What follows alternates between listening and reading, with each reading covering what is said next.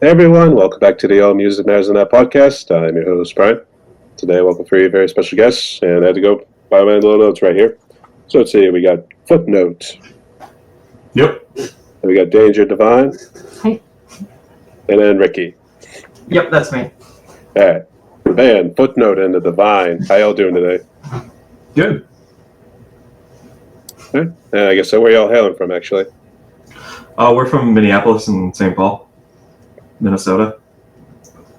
That's pretty cool. I guess how's it been this time of the year? I'm not too sure if you guys been kind of going back and forth with the warm and the cold weather. Mm-hmm. Yeah, it's been really nice weather up here actually. Lots of people outside walking around the lake. All right. That's a good sign. Summer's right around the corner. So I guess so. What y'all been up to recently? What's new? We've been doing a D&D campaign all together, and we're going to do that like after this interview with another friend of ours.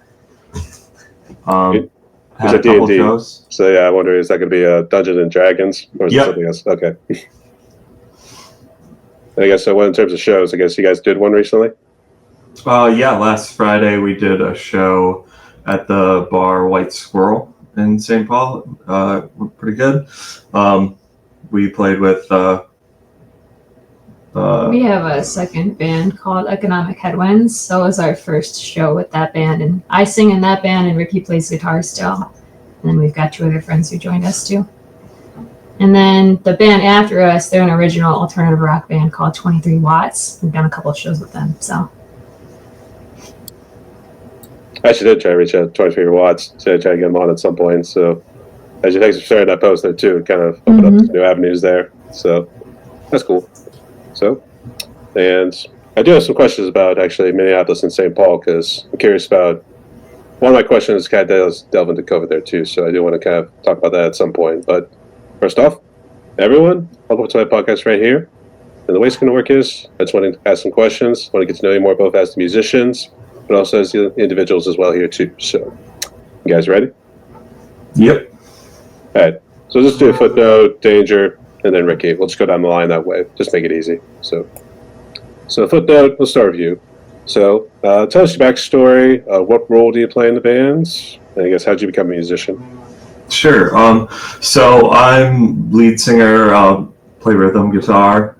I started playing music like around high school. Had a little band in high school, and we played like talent shows. Did like a dance at one point, and then I had not played music for a long time, and it was like after COVID when I wanted to get back into it, and I reached out to Kayla because she had been taking drum lessons. So that's when we started this band, and we've been doing covers, but we're working on writing our few songs, trying to break through that first song.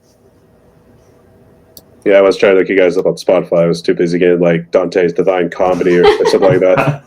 Well, yeah, we don't have anything up yet. We've been working on recording some of the covers, but I'm still kind of getting my footing when it comes to like recording and everything. So they haven't turned out yet good enough for me to post, I think. I guess, was your family real big into music, and do you do any instruments during your elementary, middle, and high school days? I played guitar. I tried to play guitar in high school, and I still try to play guitar. I'm still a tabs person and simple chords kind of person, still like working on music theory when it comes to guitar. I was in choir. Choir was a big thing, and as far as family, my uncle played guitar and was in a band, and he was the one who bought me my first guitar when I was like 12 to 10, somewhere around there. Was that an interesting Christmas gift? Mm-hmm. Christmas, birthday, since I was born on Christmas. We had a baby Jesus, so there we go. All right, that's cool. All right, Danger, what's your story? I kind of always had just a passion for music in a general sense. I think when I was little, I did a bunch of those, like, when you're in school, those like AAA shows or whatever, like the talent shows, and would sing in those. And then was in choir in middle school and played in band there. I played the saxophone.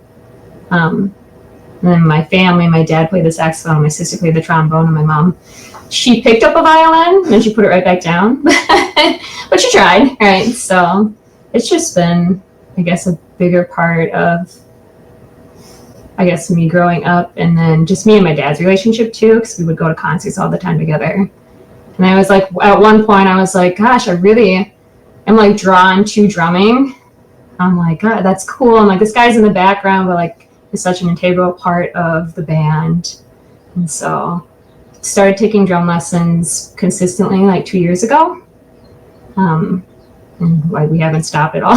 So we're just going 100% in on that. And then I just picked up the bass too a couple months ago and started taking bass lessons as well. So. Are you guys more strictly a free piece for just Footnote? Because I know you mentioned about the other band earlier, but are you guys just strictly a free piece, or do you have a session musician who comes in to fill in a fourth spot? We're just a 3-piece currently.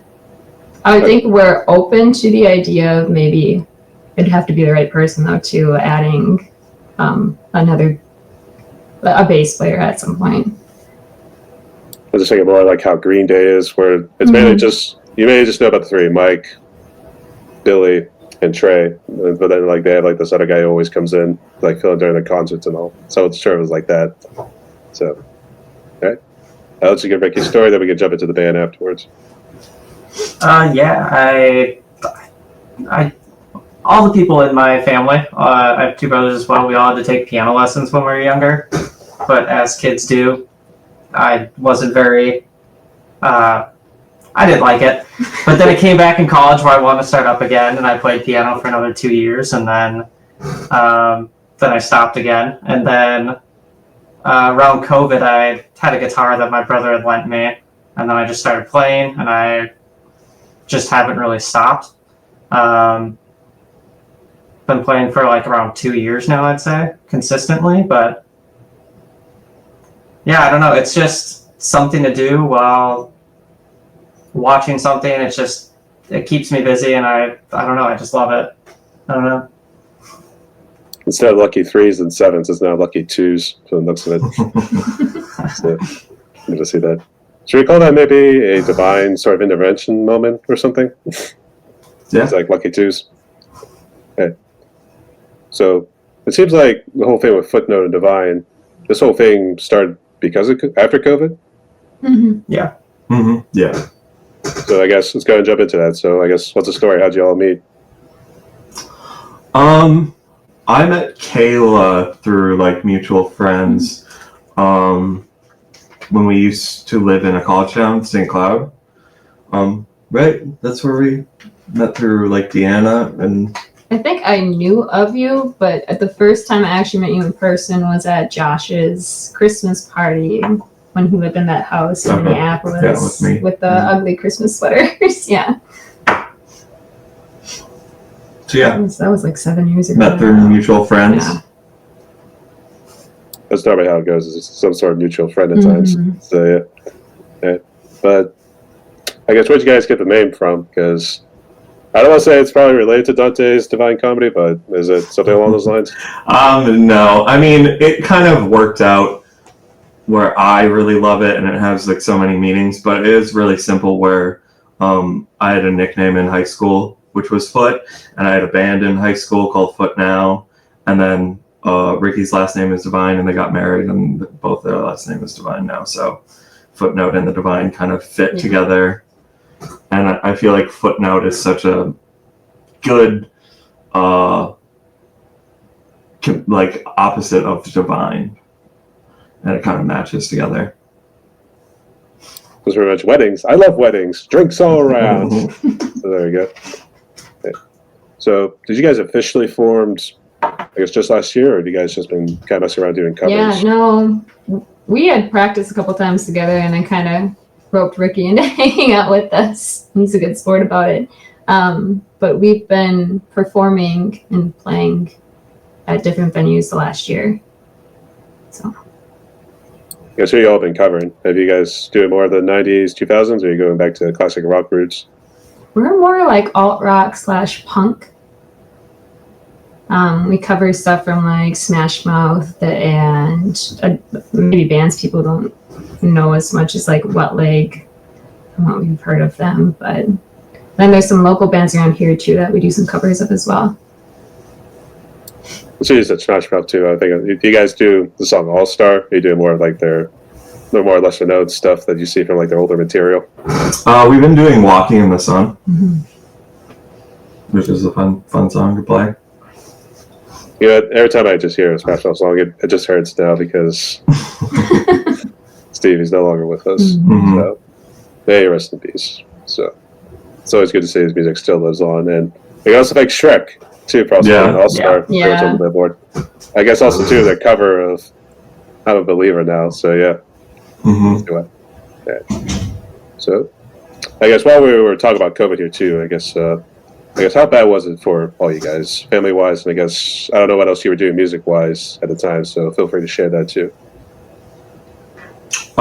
For me, I had a job where I was still able to go in with like all the precautions and stuff. So it was weirdly normal and also so different where because it was you were more hesitant to see any shows. There were points when you wouldn't go to see any shows, and it was all just it was such a in between time where I was going to so many local shows and seeing so many local bands, and then it immediately dropped off. And then it was a long time of not seeing any live music and just still going to work and just kind of, doing the grind and that kind of thing. Let's just keep going down the line. So, Danger, then Ricky can go after you. Yeah, no, I had a lot of friends who that negatively impacted for sure, because that's, what they did for work too, was they're a sound guy at, First Avenue, and then they are in a band and they're teaching music lessons. And it's like, how do we adapt so that we can still find a way to make money and support ourselves through that time as well? I think a lot of them ended up doing like, they would get together, just the band, in like a small space and do like just Facebook Live and things like that to keep some sort of like morale going too, because I think we all needed still to have that connection to music and to see those shows and to like have people who were creating things. And I think a lot of good things came out of COVID too, in regards to just like people were bored again, right? And the lyrics hit different, and the music that came out from that time too was really good. So, I appreciate it in regards to that, and just like trying to find the positives in that too, and just watching people still create and make things and persevere through that.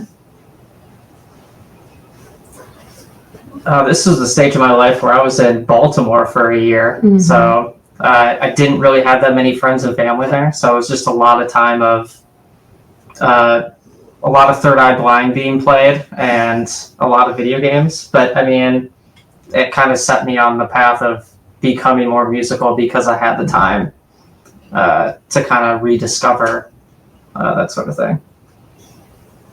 You're just in Baltimore just more for work-wise, or did you just want to get away?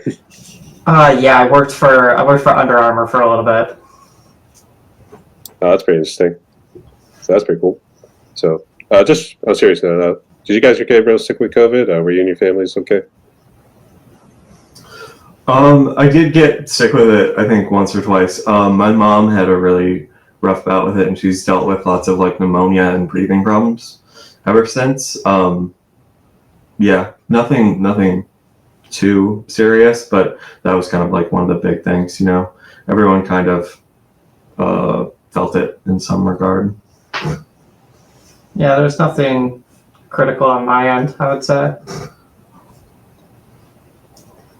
I didn't have anybody personally that close to me get affected in like a bad way, but I had friends of friends who didn't do well, and like one of my dad's older friends ended up passing away, and they kind of ruled it as that.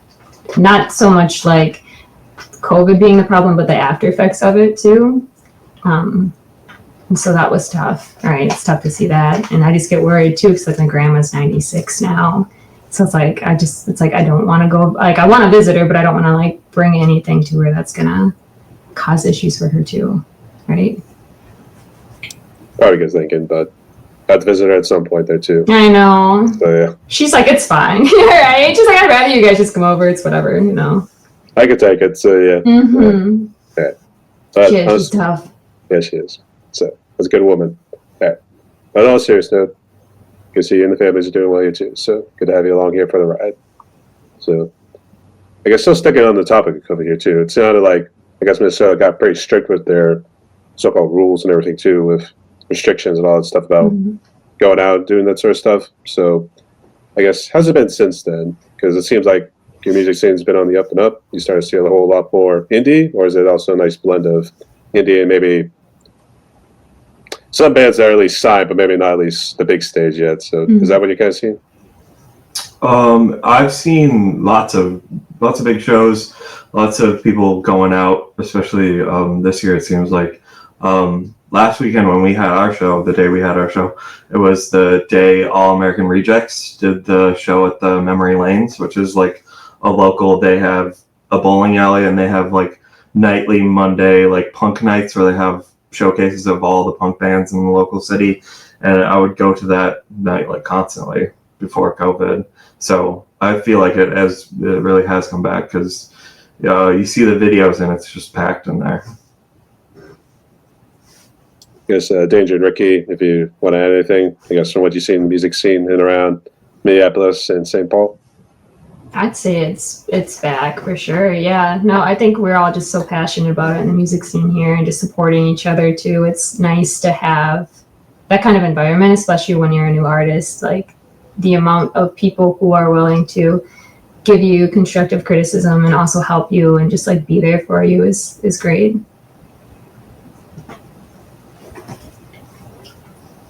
I mean, yeah, I think it's back too. I mean, even at the show last weekend, there was people are really wanting to come out and listen to music, and it's nice to be able to give them that, I guess. Because it was like deep breaths, Ricky, deep breaths. So yeah. Panics. Yes, panic attack. Oh God. So yeah, that's their deal. All right. But actually, I have interviewed a couple of bands, more so indie bands from like the in around Minnesota there too. So I don't know. You guys know about Destroy the Planet and Infinite Singularity? They don't sound super familiar to me. Maybe. Okay. So I recommend you check them out. Maybe at some point try to get together and do a show with them. So yeah. Just want to throw that out there, but you see y'all doing the music scene right there too. So but actually Destroy the Planet mentioned about a good number of breweries, and one of their music videos happened to take place in a brewery. Nice. I guess. Is it true that there's a whole lot of breweries just seem to pop up everywhere? Everyone and their grandmother's got one? Yeah. There's a ton. There's probably like 15 to 20 within a 5-mile radius of where we're at right now. Yeah. Yeah, definitely. So many. There's a lot. You guys got a particular beer you guys like to go for? I'm not a big beer drinker. I'm more of a vodka fan. I mean, I drink a nice lager. I always like going down to Wandering Leaf. They have the best beer, in my opinion. Shout out to them. They also have a female brewmaster there, which I love personally. She's great, and we got a tour, and the people who own it are incredible. So it's just, I don't know how they do it too. It's because like usually when a brewery starts up, the beer's okay, right? But they like came out of the gate hot, and like they've got just a really good variety of things there, and they do a good job with it. So I don't really like beer, but I like their beer, which is wild. So yeah, actually, I just think it's gonna be like Kentucky next. Instead of like the bourbon trail, we got the beer trail or something like that. I guess does anyone like do their own sort of tours or something like that? Sort of like what Jim Beam does. I think we're all pretty just friendly. So I think if you asked anybody, they just let you take a look too. I mean, for Ricky's birthday, reached out to a meadery in White Bear Lake and was like, hey, I don't know if this is something you even would ever do, but can we like take a tour? Because he's into making mead. So they were like, sure, come hang out. So it's just a very friendly place. Yeah, pretty much. They didn't charge us for that. They were super nice about it. So that's good. Yeah. And actually, there are some of them also like come out. You see like a combination, like some restaurants that also have like the mini breweries. Do you see maybe a good few of those too? Yeah. Yeah, definitely. I can see why people would want to move to Minneapolis and St. Paul. Then yeah, there's a lot of options and a lot of things to do. That's for sure. I guess what's your hobbies really outside of music? You guys maybe do something else outside of your main jobs in music? We got the D&D thing. We're all kind of big nerds in that regard. I watch a lot of like Dropout TV. There's shows there. I've got a kid too, so it's a lot of going to sporting events and hanging out with him and just like playing catch in the house and stuff like that. So we also have 3 cats, which keep us on our toes. And Ricky's like the lord of cats now. He has to take them inside and outside and deal with them every day, so it keeps him busy too. I was just trying to think of also a little Queen song, Rock the Casbah or something. Pretty much. Should we try Catspa or something? Maybe just do it that way. Maybe just do a nickname like that. So yeah, I don't know. But I guess Footnote, Ricky. I guess you guys do your hobbies too. Lately I've been picking up sewing. I've been taking some sewing classes at community theater, kind of like costuming sewing, and then I've been starting to skateboard around the little uptown area. Yeah, I mean, over here, just I play video games and make mead. That's kind of the other 2 things I do other than play music. Exactly. What sort of gear do you actually need to actually make your own beer? I mean, not Big much. bucket. Yeah, literally you just need Giant. And a little like bubbler. a bucket, some yeast, some honey and water, and then you can make mead. That's it. It's to make it taste better, you gotta do other things, but I mean, it's pretty bare bones. You just mainly do it for yourself? Or you're actually trying to maybe see where it goes and try to sell your own beer? I feel like that's like if I'm in my 50s and 60s, that's, maybe it'll turn something into it, but for now, it's just for fun. All right, fair enough. And I was trying to remember too, because I think I landed in St. Paul's airport at one point or two, so I've never really been officially in St. Paul. So what's really there all to do in around St. Paul and outside it's outside of Mall of America with Minneapolis, because that seems to be a go-to for a lot of people. I mean, there's like so many good places to go for food. There's so many good like small music venues that you can go see. There's lots of like improv places. There's a lot of shows. There's a lot of like art going on. You just have to kind of like look for it. I guess I would shout out Undercurrent on Instagram. They are really good at tracking like all the local shows and posting them every day. Just huge lists of all the shows going around in the cities. That's good. I guess Danger and Ricky, I don't know if you want to throw in anything else, but what else is there all to do?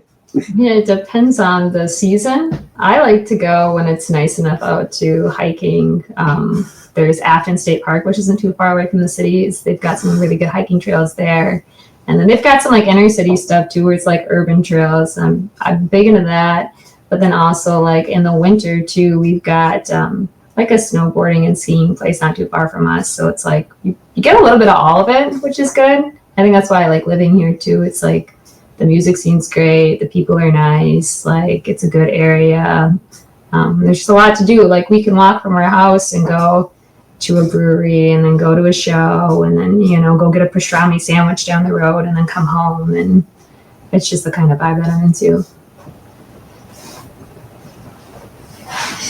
I mean, I don't think I have much more to add to all that. Pretty much covers it all. Yeah. Go on a beer run. How about that? Yeah. Maybe we Go got on a little walk. that. Actually, how bad does it get during the winter times? Because Oh yeah, no. you see like Winnipeg, for instance, there too. It's like stepping into Siberia, then it's like Minnesota, just south of it too. So how bad does it get? It can get pretty bad, especially if you're driving around. The last couple winters haven't been as bad, but you'll have those couple days where it'll blizzard and you'll have to stay home, try not to drive anywhere. Yeah, I mean, these last couple of years, it barely went negative that often, but if we get a bad year, we'll hit -40, -50 at points. So you just don't do anything. Hope your heat works. Panic. Yeah. Yeah. Actually, I was going to say, this isn't one of those days where it's just Mother Nature just throws liquid nitrogen on you. Is that what it is? Not today. It's been beautiful the last month and a half. It's been really nice. Nice breeze, sunny out, lots of people. That's good. Gotta get out and stretch. So yeah. I guess get back into music here too. I guess what you guys got in terms of gear? I guess both for production wise, I'm assuming you guys do it yourselves, and then what do you use for a live performance? For me, I have a like a Boss multi-effects pedal that has a preamp that works really nice, so I don't use an amp and just kind of plug it straight into the system. And then we have an Allen and Heath really nice mixer it's got a bunch of cool tools in it. It'll record each track separately, so when I bring it to Audacity, all the tracks will be separately and I can go through each one. But I'm still trying to figure it out. Last time a lot of the tracks didn't end up recording for some reason, so it's still trial and error, and it's a pretty complicated machine. I should just put the emphasis on boss. That's almost like he's trying to do like his Arnold Schwarzenegger sort of impersonation there. so, okay, that's all good. And I guess, Danger, what do you got? I mean, what is it again? I could go off. Listen, I love my drum kit so much. It is. It's great, right? But I don't think a lot of people are probably like, yeah, cool, and they shake their head and they're like, whatever that means. I've got a Thomas R Classic Birch Babinga kit, which is not something that you can get anymore too, because they discontinued making those in 2018 because the Babinga tree is endangered. But I really love the way that it sounds, and it is my baby. So, yeah. I try to get other people to use it as much as I can too. So if we're opening, I'm like, you should borrow my kit, because I like to hear it and I like to see other people play on it and be like, oh, this is nice. I'm like, I know, right? And then we can nerd out about it for a little bit. So that's how I make friends with drummers. I offer them my kit, and then we can nerd out, which is nice too. So you got to charge a fee before you know it. So yeah, you got to watch out for that. Yeah, pretty much. But I'd also say I'm a drummer as well here too. So yeah, you play bass too, correct? Not as much anymore, but Okay. I did do a couple bass covers there too. One was "Jesus Online" by Bush. Mm-hmm. So that one was probably my favorite one to do. But it was just more your standard tuning. So Okay. so not really going too crazy with it just yet. Maybe it's. Are you currently in any bands? Because I know I saw like a Spotify link to a band. I don't know if that's your band or. It is technically my band, but we're more just a studio band. It's just me and one other guy. Yeah, I love the whole vibe of it. It was good. So. Thank you. Always good to get nice little feedback. I just have a pretty nice Ibanez guitar, and then just a beast of an amp. I don't even know what it is. Some 12-year-old sold it to me like He's not kidding. ago. Talk about COVID. This was a COVID purchase where. And this kid was just like, you have to get this. Yeah, the kid was like, I don't know, he's one of those kids that's just in the guitar shop all the time, just playing. And I was like, and he's just like, oh, are you looking at amps? He's like, you should get this amp. He's like, it's my favorite one here. It's only $150. It was so cute. Comes with everything you need. And I'm like, perfect. I've been using it ever since, and I mean, sounds nice. Yeah, sounds nice. Never been disappointed. I don't even know what it is, to be honest. I mean, I got Yamaha over here too, so maybe we just call it "quote unquote" Yamaha just for a second. It could have been. Yeah, there we go. It might be a Yamaha. Not sure. It is. I don't think it is, but I'm not sure. Yeah. Well, don't they put like the logo or the brand name? Yeah, I don't think I've never seen. looked that hard. I haven't really looked at I it. don't remember what it's called. I mean, that's funny there too, but I hate to see what Rick looks like whenever he gets a Girl Scout coming up and selling those Krispy Kreme cookies or something. You need these. You're like, oh, Yeah, I mean, twist our arm, Other than that, I use very few pedals. They're pretty much all gifts from my brother, who quote unquote said, "These are the pedals that you need to sound like you're in a '90s and 2000s cover band." And yeah, that's kind of all I've been using. Got a preamp, I got that one, and then Your octave. yeah, I have an octave pedal, a phalange, I think it's what it's called. Yeah, I'm pretty low on the number of pedals right now. It's definitely something I need to work on to achieve max guitarness, just to have like 30 pedals. I mean, if you're doing punk, I mean, do they really go that far? I always thought punk was just nice and simple, just going. Yeah, but all the other cool guitarists have like 30 of them on there. I feel like I need for to, looks. Yeah, for looks. For looks. Yeah, gotta I get like cool my colored ones. multi-effects. Yeah. It has everything just in one.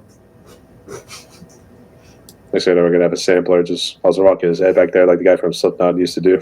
So let's see why. So I think I didn't ask earlier about some of the bands that kind of influenced you. I think you mentioned a couple, but I guess what musicians, I guess, if you want to say bands too, it's a little hard to like, name musicians. I guess who really influenced you in terms of your play styles? For me, I was a big Nirvana fan in high school, and that influence kind of carried over. I really loved Kurt Cobain's performance style in high school. We played at school dance, and we got kicked out for destroying our instruments after the set. We did a talent show, and I remember wearing a dress and feeling so much like Kurt Cobain doing that, and it felt very like progressive. And it was, I was in high school in like 2010s ish, so it just felt different. It was small high school, but I take a big influence from him. David Bowie. I love David Bowie's style. Lately, I've been listening to Malbaum. They are really good music. And Telenovela I really love. Actually, I was as soon as you say like you're wearing a dress during a talent show, I was immediately thinking of Maynard James Keener from Tool. Mm-hmm. I probably just was like some fucked up transvestite or something there too. So, yeah. I see that he's gonna be dressing up as a preacher, for instance, be like, "Y'all reject Satan." Mm-hmm. That's her deal. That'd be so punk, man. So, yeah. I've worn one of our shows. I wore a preacher's collar for it, and like some Satan boots. Oh, you dirty dog, you! Mixing. All right, Deja. I could be here all day if we really wanted to get into it. Who influences me and what I like? I don't know. I really love the band Cream. Their drummer is great. And then the Arctic Monkeys too. Matt Helders is their drummer. He's got some really weird fills that he throws in, and so it's like studying him and trying to get good enough to be able to throw those in too. And then Nirvana too, like Hood said, is a big one for me as well. I've loved their music, and their song Aneurysm is like one of my favorite songs. It's good and it hits right. So I'll let Ricky talk though. For me, it's just all the 90s, 2000s. If you think Third Eye Blind, Jimmy Eat World, Incubus, Hoobastank, Semisonic, that whole kind of timing is pretty much all I would listen to growing up. So probably biggest influence, and then Weird Al too. I mean, just classic, especially when it comes to writing. I feel like the comedy or story of it from Weird Al, or just something like Gaelic Storm too, that I really listen to, and I just love being able to just tell a story comedically through a song, I guess. This might sound stupid, but did he also write that whole thing with Amish Paradise? Kind of doing the whole... Yeah, that's him. Yeah. Okay, I thought it was it. I just wanted to make sure. So, jeez. He's a character, but man, you gotta love him too. So, but I guess in terms of your lyrics too, I guess, first off, Footnote, are you the one that writes all the songs? We haven't written like any full songs necessarily. We have I have personally my ideas on paper, like a couple ideas. I feel like that's one of the problems that I'm still working on, is finding my voice and finding like what message I want to put through with my songs. And right now it's kind of like such a mishmash of ideas. I'm still trying to like zero in on exactly what I want to write and like what songs I really want to like concentrate on and get nailed down. But I want all of us to kind of like write a song, and maybe like, I don't know, I think I like the idea of having like 3 acts and each of us having written a different act in that kind of like album format a little bit. I think it would be interesting to have like 3 different voices in one story that's like cohesive. So I guess maybe Act 2 is going to be the rising action and climax or something like that. Yeah. Right. But you guys don't have anything recorded, like not even like maybe. Not yet. Not yet. We've tried to record some covers, but it just I still haven't figured out. It hasn't been up to quality for me to like feel like posting it yet. All right. Well, I guess who are you thinking of covering? I don't know. There's a couple people. There's a local band we haven't talked about yet called Fourth Curtis. Fourth Curtis is one of my favorite bands. It was one of the first bands that I really saw live when I moved to Minneapolis, and it was the first show I saw at Memory Lanes, which we mentioned earlier, and they are like a big influence for me on like Minneapolis music. And I would love to cover any of their songs. They've been on hiatus for a while, but we were talking to the lead singer, and it sounded like they might be making a reunion, hopefully soon. Resurrected back from the grave. Mm-hmm. So yeah. So I think Footnote also kind of said like what his biggest challenge was. But I guess Danger and Ricky, I guess what sort of challenges do you feel like you face these days? Oh man, are we just talking in regards to songwriting or overall, or? It can also be songwriting, but it seems like even personal lives and maybe even jobs, marketing, that sort of deal. Yeah, that's fair. I think it's been interesting. So I feel like as adult people, it's not only about like prioritizing things and finding the time to like be as passionate about music as you want to be, but then also just like the stigma that comes with like people have a certain expectation for you, even though you're just starting out, right? It's like we just picked up an instrument 2 years ago, so it's like you gotta bear with us a little bit and give us time to learn and figure that out too. So I think we've come a really long way in this last year. Just like looking at the first show that we did versus this last one is wild, and getting the feedback from people just being like, keep going, keep doing it. And it was really fun this last show. Like I'd go to another show now, like you've made such a big leap, right?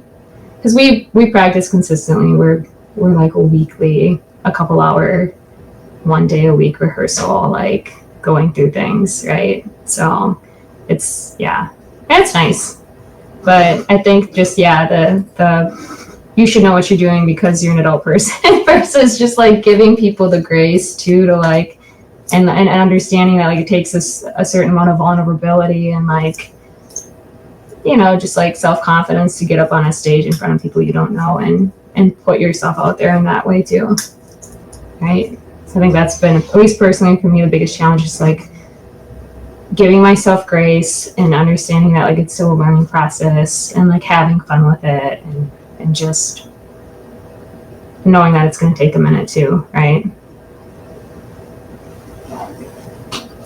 I guess for me, just being confident that I know the songs and everything. Like, you know, we're 2 years in. I've always been very critical of myself. Mm-hmm. I always want to play perfectly, which we all know will not happen ever for an entire show. And it's just kind of the learning where, especially with a lot of the music that we're playing, especially when we get into some of the harder punk rock songs, that it's meant to be messy. And that's kind of like, that's the style. And it's kind of getting outside of that box that I've created myself that I shouldn't have. It's kind of like my greatest weakness, but in the last 2 years, we've come a long way as individuals and as a band together. So, proud of us. I'd say doing punk music at the same time is like punk's not meant to be perfect or anything. Yeah, exactly. Yeah. We're meant to be sloppy, but we're meant to still have a beat and something. So yeah. Actually, which punk bands were you guys really into? Are you kind of like a Henry Rollins, Green Day, those sorts of guys? I love Iggy Pop. The Velvet Underground is such a great, like, maybe not punk, but original punk band.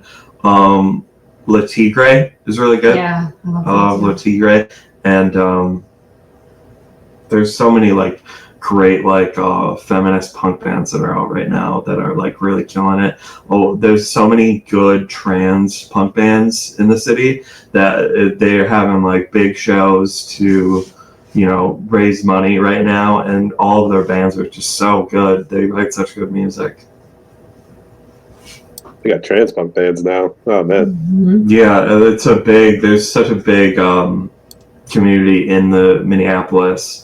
For that. You know, if it really does feel like kind of like a sanctuary state right now, and all the bands just have so much to like be angry about, which really like shows in their music. It's really, really good. Yeah. I guess they sometimes get maybe too political, especially now with the current administration. I don't know. It doesn't feel. I've never went to a punk show and been like, God, you guys are being so preachy. You know, they're just shouting into a microphone, playing good music.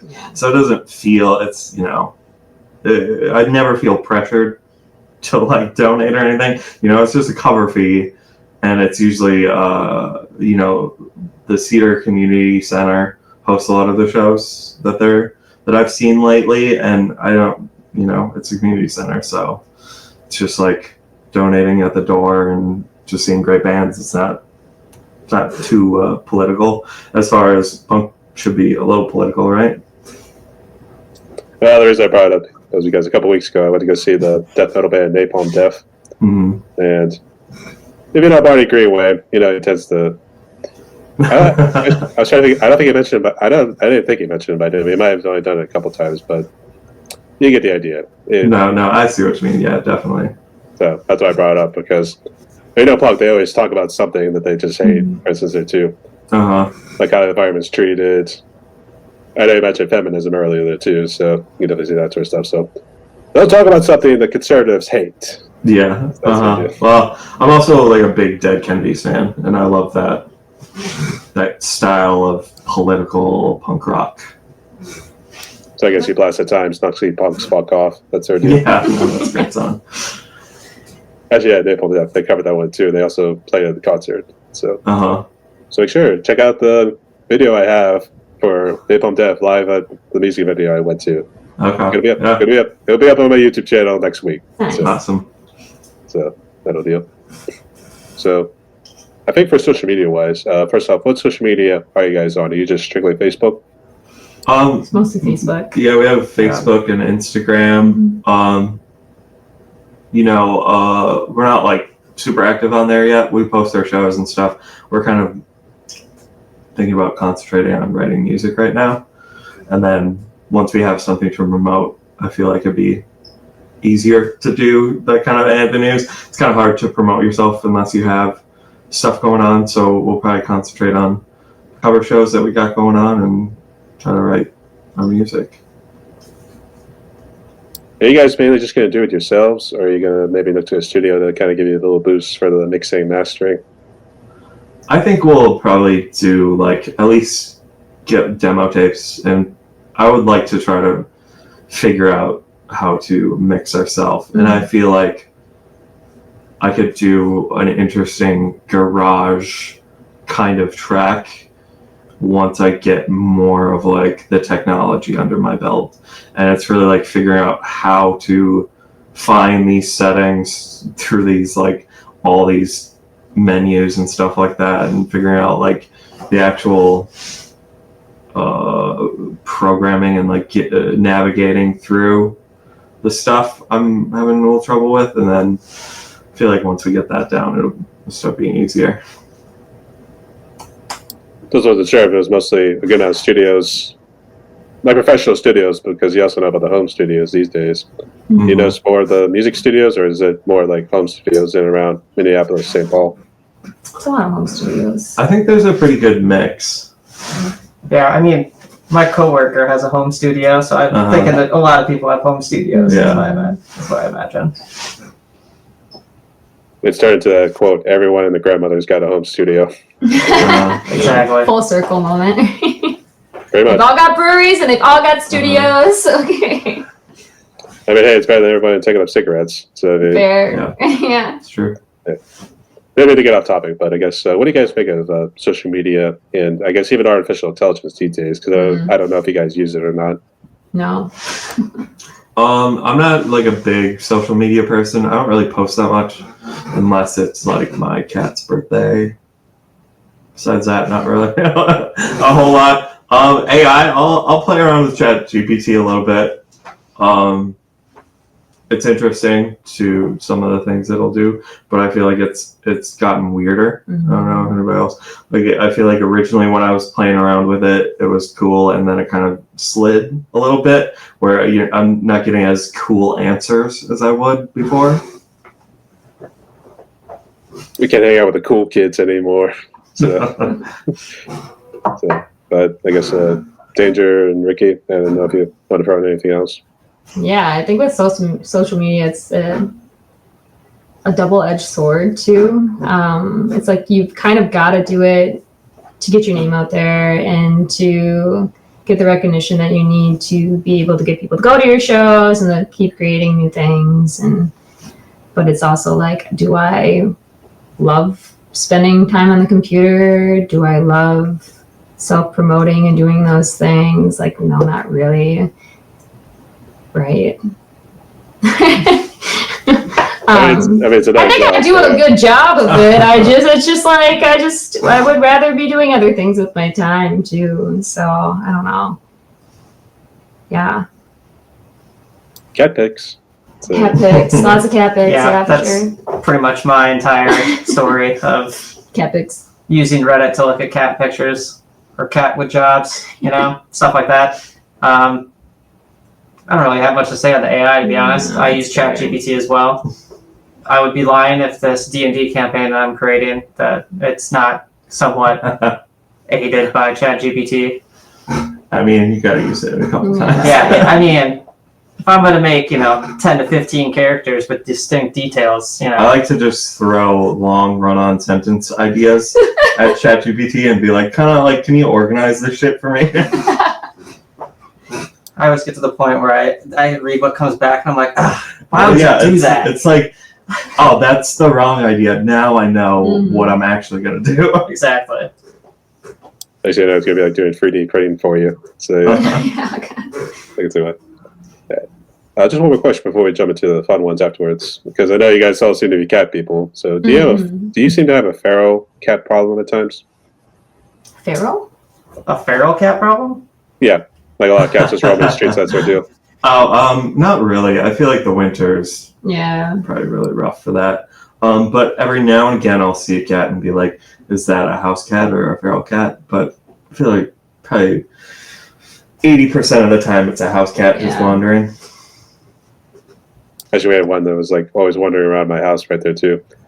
I guess the reason I said feral was because you're not sure if it was maybe just a cat that was lost and maybe it just didn't have the collar on, for instance. So actually, it used to be the ones they were roaming around my backyard. You just hear them do that. That's You're like, oh, wait. I wish we had more roaming cats. I know, I'd That'd be great. about that. actually, There's lots of like bunnies. Yeah, there's a lot of That are rabbits. just There's a lot of all squirrels over and the city for rabbits. some So reason. many. Turkeys? A lot of city turkeys too. Yeah, a lot of turkeys. A lot of random turkeys. I don't know. Thanksgiving's going to be good this year. Then. Yeah. Yeah, the city turkeys are always in full force Mhm. in October. Actually, I think the good thing was they were always keeping the wildlife away. So the rabbits, I think even the moles, the voles, or whatever. But Sure. so also they didn't do no scratching or anything like that at us because we always kept a distance. Yeah. They were on the prowl. So Turkeys yeah. are scary. I don't know. So yeah. All right, just wanted to throw that out there too. So, all right. So everyone, based through the questions, you're pretty good. So here, let's jump to some fun ones. Ready? Yeah. Okay. So I'm curious if there's a particular dish I don't know about in and around the Minneapolis-St. Paul area. Mm. So, what would you say is currently your favorite food? Footnote, that we'll just go down the line again. I don't know what my favorite food would be. I feel like it's something that I haven't had in recently, but I feel like seafood, I want some shrimp lately. Like some shrimp or mussels or oysters sound really good right now. I like seafood. I'm a big seafood person. He eats a po' boy. That's what he needs. Yeah, that sounds great. I need to go. Yeah, New Orleans is great. Mhm. All their food there is amazing. Seafood would kill me, so I can't actually. I'm a pasta person. I like comfort food. I like carbs. I like sauces. I like dunking things into other things and then shoving them in my face hole. We're big on we do a burger here called the Juicy Lucy. And it's like Matt's bar thing. It's like famous for it, and they're so good too. Just like hot cheese inside of the beef patty, right? But it's good. I'm a big comfort food person for sure. I said that does sound good. Yeah. There's only one food that I kind of just lose all restraint on, and that would just be watermelon in general. If I didn't have to share, I would get one from Costco, come home, chop it up, and eat it in a day. You could. He And does. I Listen, watermelon. I mean, I always have to save some for the others, though. I mean, do they also get rid of the seeds there too? So because he's also eating the seeds as well. I prefer seedless, but if there's seeds in it, it's fine. It's fine. You gotta do what you gotta do. So There's yeah. good too. Watermelon's watermelon. Gotta have it. Got it. He's got a hard stance on watermelon.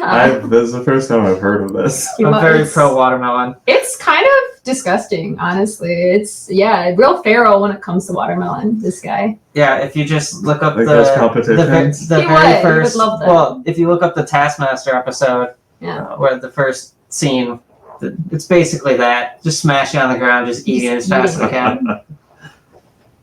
People are gonna think he's like Gollum next, just like With the watermelons for sure. That's the vibe that he gives off when there's one around. Yeah, it's bad. processed watermelon. So yeah, I should say He's like sitting in Costco, just like tapping on them, right? He's like, "This is a good one," you have to tap on the watermelon to understand if it's ripe or not. I know. It has to have a distinct hollow sound. The watermelon whisperer. That's me. I'm not crazy. It's a real thing. I think my favorite part is he'll speed walk the entire Costco, gets to the watermelon, it takes him 20 minutes. He's just sitting there tapping them like he looks for the biggest one. I feel like the really Mythbusters busted that one at one point or somebody. They might have. I don't know. He's got a science behind it, so we just let him do him. Let's call Bill and I next, and he'll be able to disprove that theory for you. Yeah. I should say Nathan's hot dog eating contest. We just call it now Nathan's watermelon eating contest or something. He'll be signed up before you know it. So, and this way, he'll get you a nice free monetary award out of it too. So. He'd be well hydrated. I feel like watermelon just mostly water, right? So. Yeah. Yeah. I know, just be pissing clear water coming out next before you know it. So, yeah. All right. But all great choices there. So, I thought we talked about this one, but no, we didn't. But what would you say is currently your favorite movie, and then what's your favorite TV series? I've been kind of on a weird break from TVs and movies, and I've been watching lots of D&D podcasts and shows, Critical Role and Dropout. But I went and saw Friendship last night in the movie. It was pretty funny. Was it good?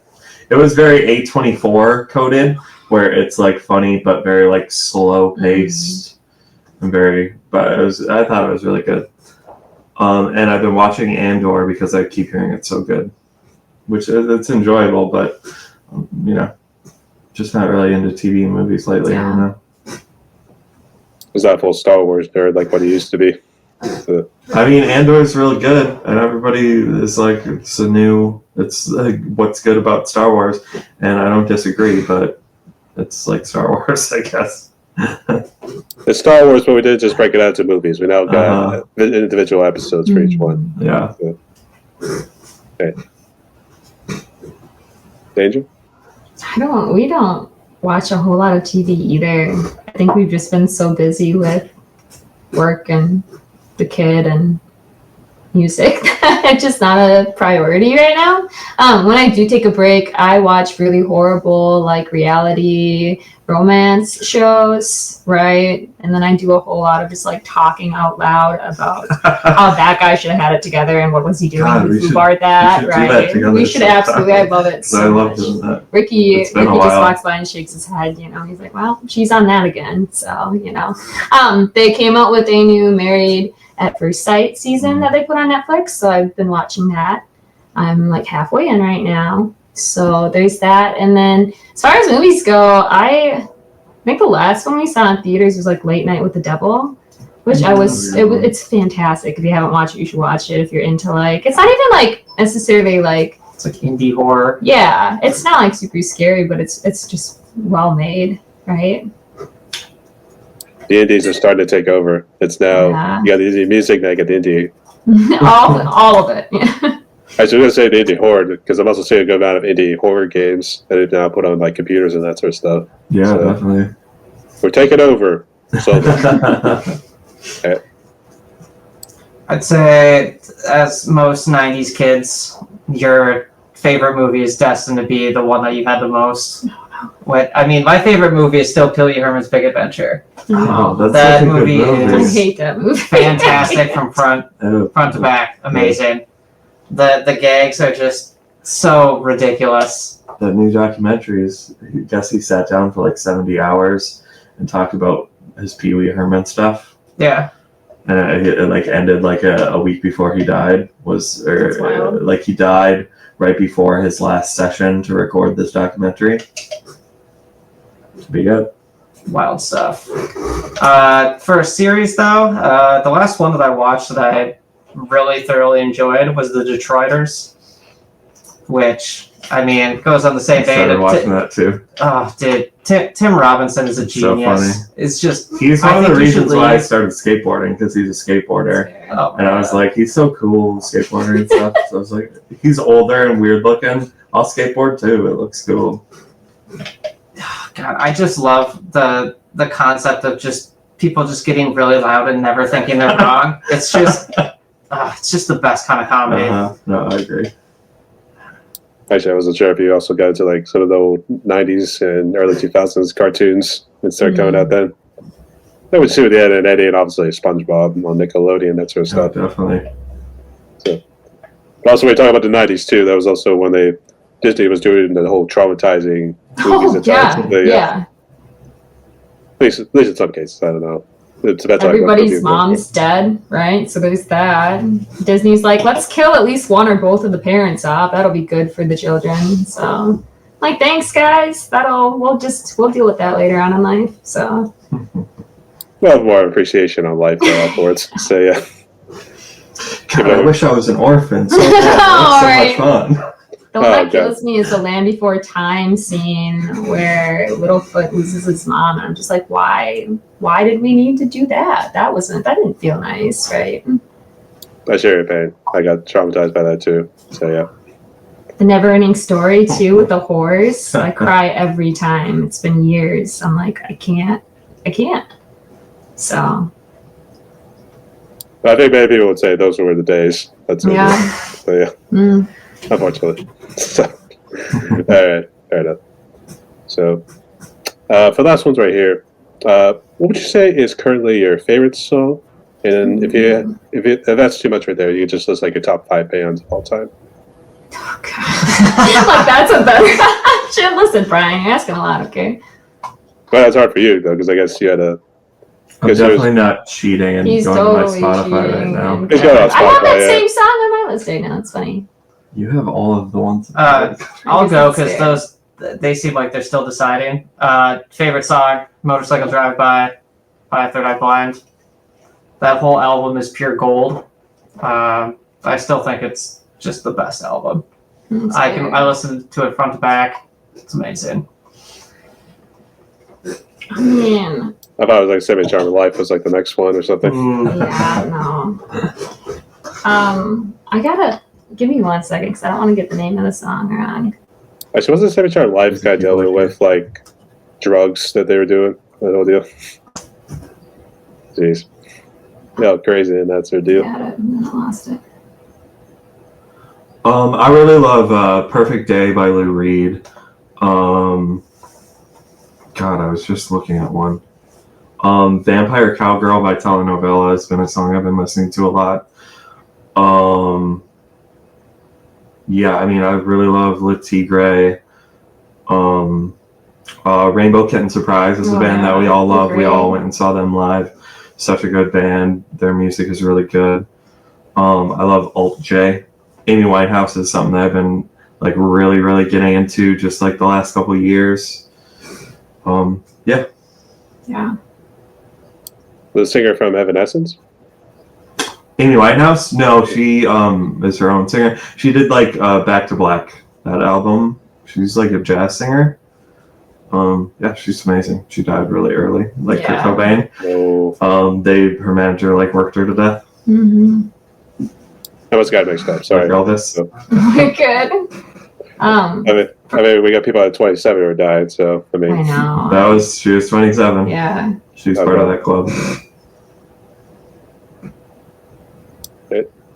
Current favorite song is You Hear Yes. It's a collaboration between 3 different bands. And then also I've been really getting into one of those bands in particular. It's called Mannequin Pussy.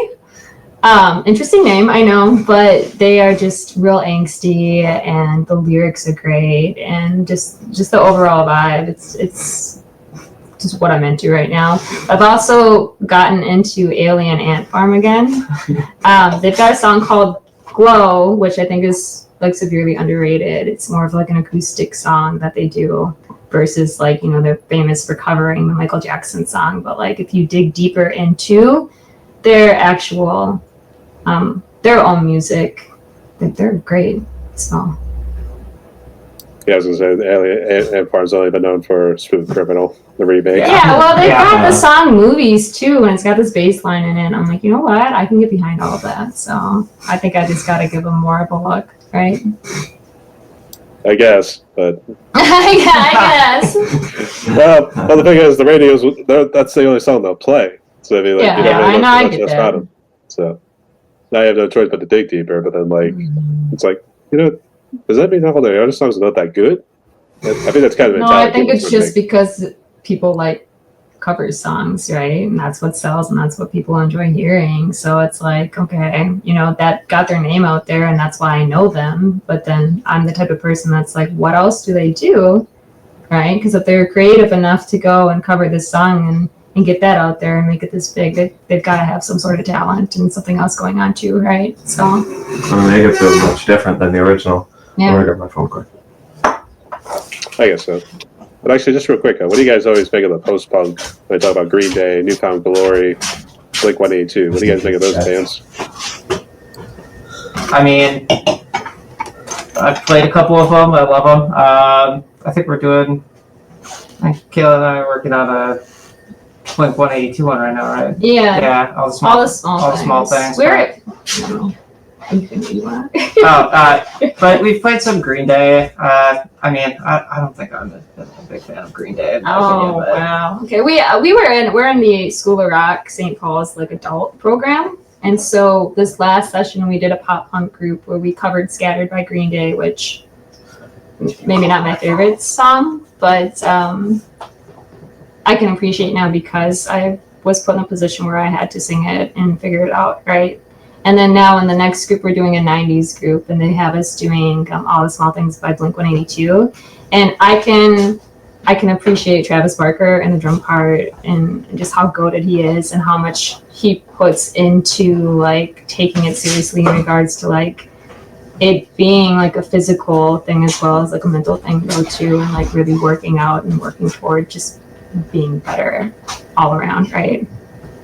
It's like the seriousness of it, you know? Yeah. Actually, I thought the one that you guys would cover was Damn It by Blink-182. We wish. Because it's a kids program too, the School of Rock. They only let us do certain songs, right? yeah, we can't do Semi-Charmed Life because there's too much. There's too much drug talk. propaganda. Yeah. I was saying, we gotta try to alternate the song's lyrics a little bit there too. Yeah, we did. anti-sports song. We did. That just We didn't did the Fat Lip song. Yeah. And there's the one part at the end of it where it's like, doctor told my mom she should have had an abortion. We had to change that up for the children too. So we're like, oh no, we can't do that. But we'll do the song, but we need to rewrite a couple of the lines in here too. So I miss the good old Sum 41 days. yeah. The All Killer No Filler album. So yeah. They're great. It's a whole vibe. You know what? I think one time when me and a friend were actually seeing a music video, there's more of the later stuff there too. It just didn't ring as much as All Killer No Filler had. So I don't know. I think it's just me. So I'm sorry. You're all right. You don't need to apologize to us. Okay. I will admit, I would like to see Newfound Glory live at some point. Just to I think that would be great. hear it play My Friends Over You. Just play for one of my family relatives because they got me into it. So, okay. Sorry, I had to cough right there. We're good. Okay. So everyone, we're down to one more question on my podcast right here. Before we jump into it, would you guys like to ask me anything or say any final words? I got a question that I just thought of. What's the best show that you've seen live? What's the best band, do you think? Ooh.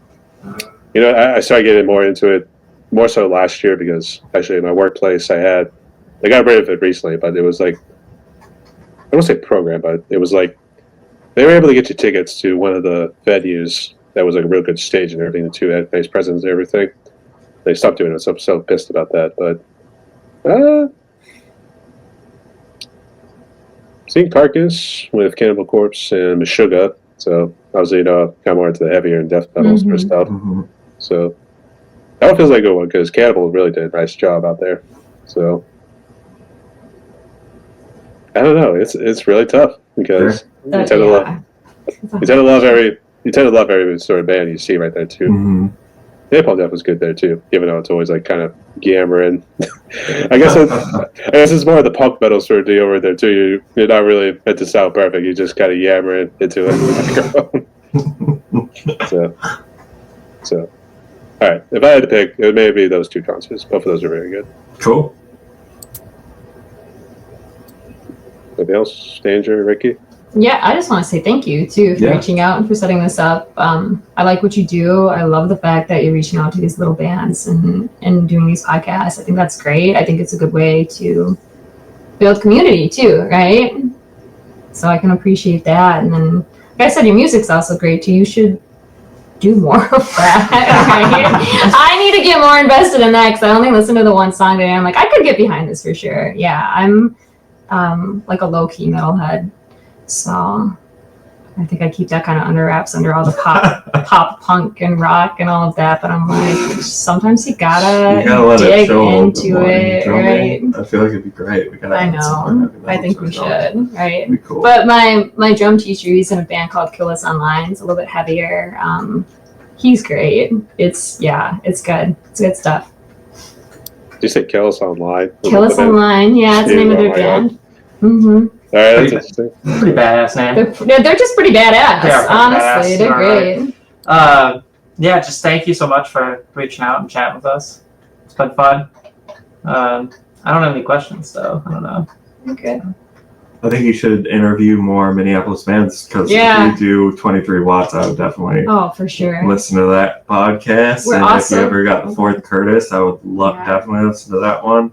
It's a lot of great music out here. There's a lot of great bands out here. The Deeper Kind, too. We played a couple shows with them. Those guys are the nicest, most supportive band that I know. They're angels. So shout out to Jared, Kurt, and Michael. And for coming to our show too and coming and watching 23 Watts and us play and just being there to support, right? Which is cute. I did reach out to both those bands. But Good. Do you want me to bully them into it? Hey, listen. Brian said he reached out to you. I need you to go on his podcast. It would be great. I think they'd be a good vibe. Yeah. So. Well, 23 Watts is still up in the air, but unfortunately, Deeper Kind's getting ready to go into the studio. Oh, yeah. That's fair. So maybe I'll follow up with them at some point, but at the moment, that one's on hold. Yeah, no, those two are great.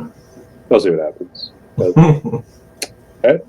If there's nothing else, here's how the last question would go. And Footnote, you can start. So, given the whole lot of negativity that's been kind of going around the world these days, I think people need something to kind of get them in the right direction or some sort of message of hope. That's their deal. So, what would be your message of hope for musicians and people out there so they can move forward with their lives? I would say music is it's such a healing force. Whether it's, calms you or just gives you that release of anger. And I feel like following music is following bliss in a way, and everybody has their own style, and that's where it really, I feel like the two things that really show someone's style is like the way that they dress and their music choice is like something that's so personal and really just like speaks to who you are and your history. And I feel like staying with music is like really staying with your own individuality, and I feel like that's such an important thing to do, like in this time, is to stick with who you are and explore who you are, and don't let other people tell you what your music choice should be. There's so many good bands out there. There's so much music that you can come up with your own communities that all have these like pockets of music. Yes, Danger, Ricky. Can you try to talk. Can you repeat the question quick too? All right. What would be your message of hope for musicians and people out there so they can try to move forward with their lives? Move forward and just keep going, right? Just give yourself grace and understand that like not everybody's going to be a fan of what you do, but the right people are going to be a fan of what you do. And even if it's just you that believes in you and thinks that you can do it, that should be enough, right? If you're enjoying what you're doing a little bit more than you're hating what you're doing, and you continue to grind and put stuff out there, like you're going to get somewhere, and you're going to get the right people to your shows, and you're going to get the right community around it too. So I would say, for the musicians out there, I would say write about it. mm-hmm. Because what your experience is very raw and very real. And there's definitely somebody out there that's experiencing the same thing and will connect with you. Yeah. Short and sweet. Short and sweet. Short, sweet, to the point. Mm-hmm. So, all right. And spoke like a bunch of true prodigies. Thank you. All right. So everyone, we reached the podcast right here. We talked a little over an hour and 10 minutes, but I guess before we close out, we'd like to give any shout-outs. Say any other final words? Just everybody who came to our show this last time, and to the support that like we have gotten, and just how kind and open the people we've had interactions with at the venues that we've been to, and just in the music scene here overall have been great. So just the community as a whole, really. I'll just have anyone else want to throw anything in? Nothing in particular. I would just say stay tuned. Hopefully we'll have some cool music coming out in the future. Yeah, speaking of which, are you guys planning on doing any other shows? Can I enter the studio soon? Yeah, we have one in July. We're opening for another group's show. So I think that'll be good. It's July 24th again at the White Squirrel. So. And then Uptown has a porch festival where people sign up their porches for local bands to play. And it's a local event, so we'll probably be signing up for that again. See if we get approved. We were last year, so. But that's a really cool event, local, just people donating their porches for bands to play. Everybody's just like what those guys said. So, okay. Just two things real quick. First off, can you just list again what social media you're on for the audience so they can check you out? Yeah, we're on Facebook and Instagram. We also have a Bandcamp. It's all under Footnote and the Divine. I think there's like underscores in between the words for Instagram. I'm sure it'll pop up. All right. And are you guys part of any charities or want to give any shout outs to anyone doing a good cause out there? I've helped the Minneapolis Crisis Nursery as a mother who was at one point a single parent, and just knowing that we don't really have a great foster care / orphanage system here in the United States too. That's something that kind of hits close to home for me, is vetting those people out and understanding if they're doing a really good job of what they do and helping the community in that regard. So somebody tells me I think being traumatized from the '90s also helped out too. Yeah, for sure, right? Yeah, definitely. Fair enough. Okay. Nothing for the cats? I thought you guys also did something for the cats. Love Not the yet. cats. Yeah, Frumpkin is here somewhere, but he likes to hide. He's afraid of people. We got our Besides me. cats from the Tri-County Humane Society. That's a humane society in St. Cloud. So we've donated to them a couple of times now, just cat food and other stuff. And when I see that they've got like a call to action thing on their page, I'll go on, like, give them some litter, cat food, or whatever they're looking for, just to help in that regard. All right, we'll give them a shout there too. So, all right, but to close out like this, everyone, my guest today was Footnote, Danger Divine, and Ricky, the part of the band Footnote and the Divine, hailing from the lovely state of Minnesota right there too, St. Paul, Minneapolis to be more exact. So we should go hit them on all the socials right there. They're still working towards getting maybe their original material out, but they're also doing covers at the moment here too. So make sure you guys also check them out at any venues that they'll be playing, including the one they mentioned here in July. So we'll see what happens right here too, but let's continue to support our brothers and sisters out there in Minneapolis and beyond there too. So, all right. Thank you. So y'all stay safe. Thank you so much. Rock on. But And quick. And I need a pose from all you guys. Stay tuned, y'all.